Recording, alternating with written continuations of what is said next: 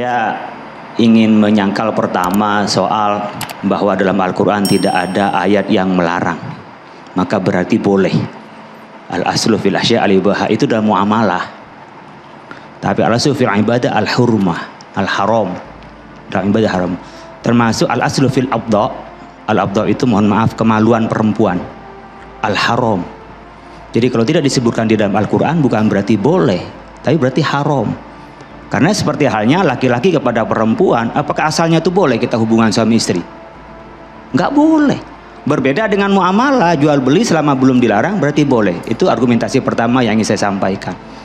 Kemudian Pak Nurholis menyampaikan berkaitan dengan Al-Maidah ayat 5 al-yawma uhilla lakum at-thayyibat, ya, tentang bagaimana orang ahli kitab yang di situ diperbolehkan itu. Memang tafsirnya banyak. Ahli kitab di tempat Darul Harb itu berbeda dengan Dhimmi, itu udah beda.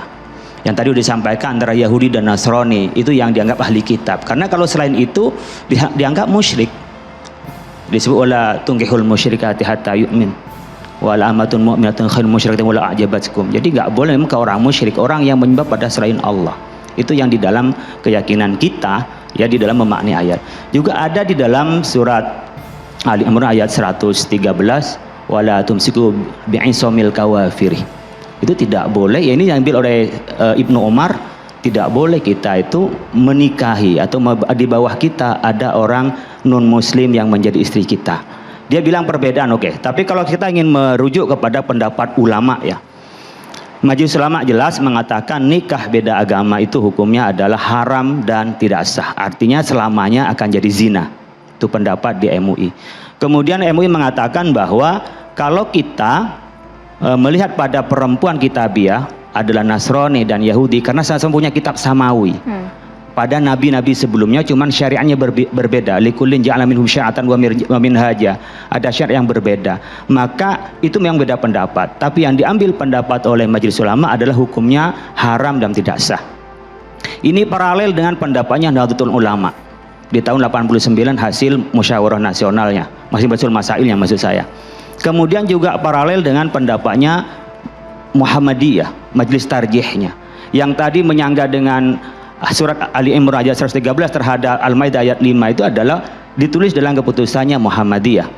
Kemudian dari fatwanya Syekh Al-Azhar, Syekh Ahmad Thayyib, juga Syekh Ali Jum'ah mengatakan juga haram. Kalau yang perdebatan panjang, ada ilat, ada hikmah.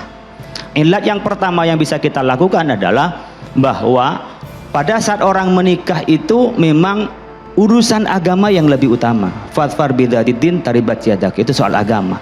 Maka ada maqasid syariah di situ. Tujuan syariah adalah hifdzun nasab, memelihara keturunan.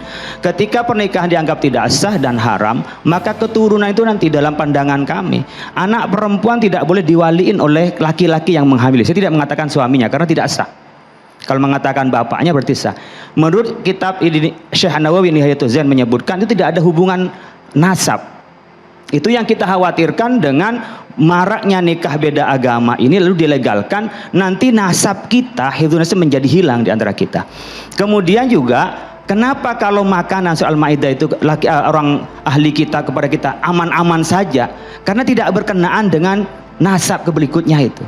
Hanya persoalan makanan yang itu adalah tenggang rasa yang disebut dengan kita interaksi, muamalah di antara kita. Tapi ketika pernikahan itu disebut ada ahli kitab, itu memang beda pendapat. Ada 3 pendapat. Saya sebutkan ada yang memperbolehkan di situ, termasuk Syafi'i, ya, Maliki juga memperbolehkan. Tetapi Umar tidak memperbolehkan. Ini kita tolerir ahli kitab, tapi tidak ada yang memperlebarkan ahli kitab ini kepada seluruh non muslim. Yang ada di dalam penafsiran ulama adalah al-musyrikatu itu termasuk ahli kitab. Artinya itu tidak dipergunakan, apalagi dengan seperti sekarang kondisi tidak karena terdesak, maka muslim adalah lebih utama daripada yang muslimah, lebih utama daripada kitabiah itu. Kalau kasus Semarang dan Jakarta, Pak Kiai melihat yang muslim kan perempuannya, bukan yang laki-lakinya. Menurut fatwa MUI dan keyakinan saya itu tidak sah dan haram. Maka hubungan suami istri tidak dianggap sah untuk pendapat kami. Dan juga ada yang masalah lagi adalah hukum warisnya. Di Islam itu nggak ada waris antara orang yang beda agama, apakah itu bapak dengan anaknya, gagal bapak atau antara saudaranya atau dengan ibunya, itu ketika beda agama. Jadi ada paralel banyak mafsadah di dalamnya, maka ulama yang beri fatwa yang sekian banyak itu yang mengharamkan dan mengatakan tidak sah dalam rangka hifdzun nasl itu.